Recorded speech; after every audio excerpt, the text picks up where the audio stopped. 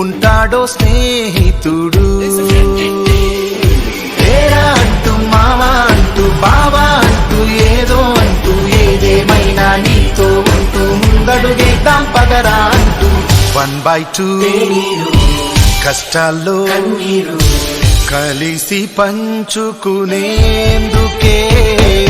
వస్తాడో స్నేహితుడు.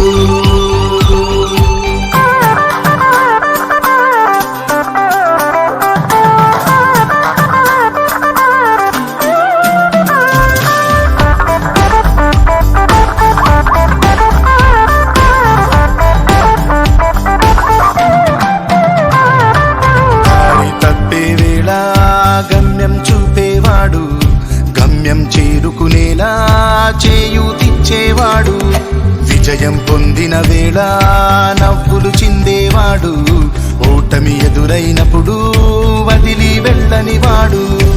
ఏరా అంటూ మావా అంటూ బావా అంటూ ఏదో అంటూ ఏదేమైనా నీతో ఉంటూ ముందడుగేద్దాం పదరా అంటూ 1/2 తేనీరు కష్టాల్లో కన్నీరు కలిసి పంచుకునేందుకే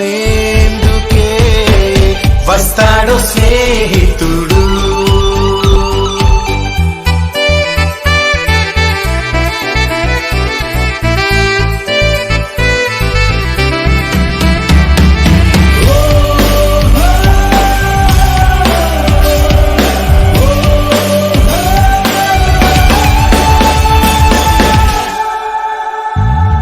లోపాలన్నీ ఎత్తి చూపేవాడు, ఎత్తుల్లో నిన్ను నిలబెట్టేవాడు, గుండెల్లో బాధ కళ్ళతో చదివేవాడు, ఆలింగనమయ్యి అన్ని తీర్చేస్తాడు.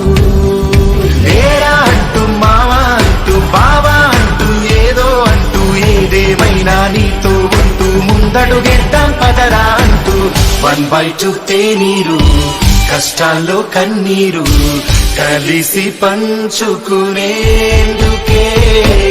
వస్తాడో స్నేహితుడు. ఒకసారి స్నేహం చేశాక ఇంకా దాంపత్యమే విడిపోదు.